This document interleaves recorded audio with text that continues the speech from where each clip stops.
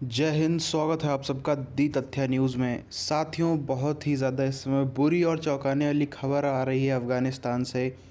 आखिरकार तालिबान जो कि अलग अलग हिस्सों में था, अब आखिरकार वो काबुल पर घुस गया है।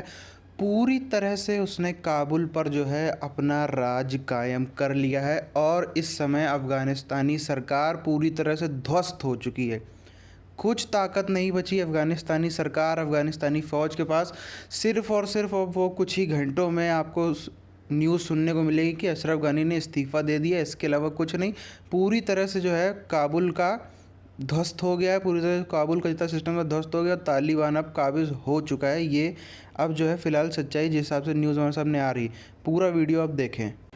जी रुस्तम साहब, अब तकरीबन काबुल के गेट पर पहुंच चुके हैं तालिबान और वो शायद चाहते हैं कि अफगान गवर्नमेंट जो है वो बगैर किसी रेजिस्टेंस के मुजामत के सरेंडर कर दे। और इस वक्त जिस वक्त जिस समय आपसे बात कर रहा हूँ तो अशरफ गनी जो हैं वो स्पेशल एनवॉय जो हैं अमेरिका के, उनके साथ मुज़ाकरात में इस वक्त मसरूफ हैं, चल रही हैं।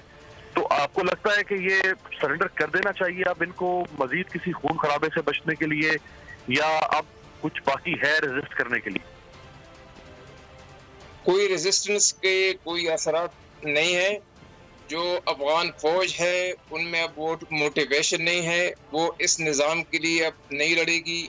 अशरफ गनी की हुकूमत को बचाने के लिए वो कभी भी नहीं लड़ेंगे। जैसे कि बाकी सारे अफगानिस्तान में मुख्तलिफ शहरों में, मुख्तलिफ सूबों में अफगान फौज ने हथियार डाल दिए बगैर किसी जंग के। उनकी वजह यही थी कि उनकी मोटिवेशन ख़त्म हो गई थी और वो इस गिरती हुई हुकूमत को सहारा नहीं देना चाहते थे। और वही पड़ी रही। कर क्या लिया अब आखिरी में? आखिरकार जो तालिबान जो 20 साल पहले करने वाला था, आखिरकार तालिबान जो है वो काबिज़ हो चुका है। करोड़ों मासूम लोगों की ज़िंदगी पे इफ़ेक्ट हुआ है। जो दुनिया भर में अलग अलग अफ़गानिस्तान के लोग रह रहे हैं, कोई नौकरी कर रहा है, कोई कुछ कर रहा है, कोई बिज़नेस कर रहा है, उनके परिवार अफ़गानिस्तान में, काबुल में, अलग अलग अफ़गानिस्तान के हिस्सों में हैं। शायद उन लोगों के मन में बहुत ज़्यादा डर है। अलग अलग न्यूज़ चैनल्स पे आप देखेंगे, उनके इंटरव्यू मिलेंगे तो वो उनके मन में बहुत डर है कि वो अपने परिवार वालों से मिल कभी पाएंगे या कभी नहीं मिल पाएंगे। उनका वापस वो कभी अपने देश जा पाएंगे या नहीं जा पाएंगे। बहुत ही ज़्यादा बुरी स्थिति इस समय है। जो स्थिति कभी किसी भी हम सुनते थे कि कुवैत में थी, ये स्थिति आ गई कि ब्रिटेन बोल रहा है कि हम अपने जो है राजदूत को एयरलिफ्ट करेंगे। एक शब्द होता है उसको वापस बुलाना, एक शब्द होता है एयरलिफ्ट करना। जहाँ ब्रिटेन जैसा देश को भी ये बोलना पे मजबूरी हो जाए कि हमको उसको बुलाना नहीं पड़ रहा कि वो खुद फ्लाइट में आ जाए, एयरलिफ्ट करवाना पड़ रहा है।